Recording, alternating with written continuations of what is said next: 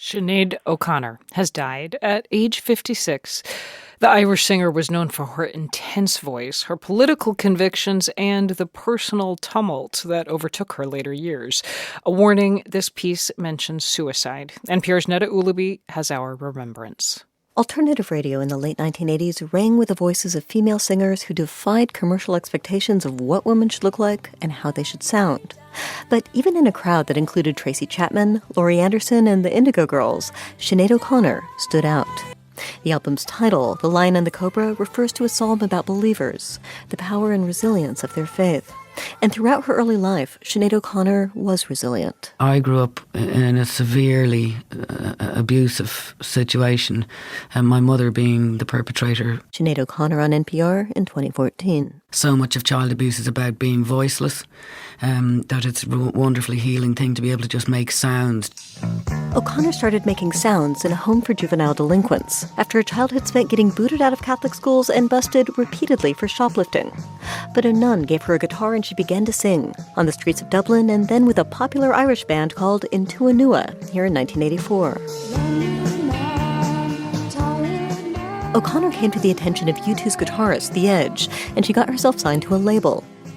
Her second studio album, I Do Not Want What I Haven't Got, went double platinum in 1990, partly because of a hit love song written by Prince. You know, she's always on the side of the victims and the vulnerable and the weak. In 1992, at the height of her fame, Sinead O'Connor appeared on Saturday Night Live.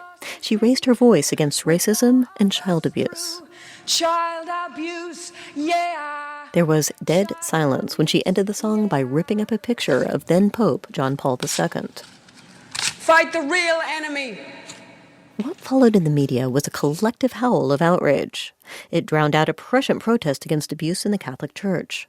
Years later, O'Connor told NPR she'd known exactly what to expect. It was grand, to be honest. I mean, I knew how people would react.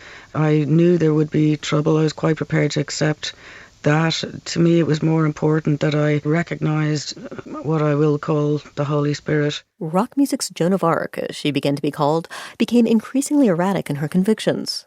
O'Connor was a feminist, then she wasn't. She supported the Irish Republican Army until she didn't. She got ordained as a Catholic priest by a rogue sect. She went from celibacy to oversharing about her tastes in sex. And her music veered unpredictably from New Age to opera to reggae. Even though O'Connor never produced another notable hit, tabloids kept covering her. Her 4 marriages, 4 divorces, 4 children. Her feuds with celebrities, ranging over the years from Frank Sinatra to Miley Cyrus. Music critic Bill Wyman. I think people lost respect for her credibility, and her later records just aren't as much fun. They're poorly produced and they're odd. They're just not as enjoyable. In later years, Sinead O'Connor took to Facebook and Twitter to write about her struggles with mental illness. She brought up suicide and attempted it more than once.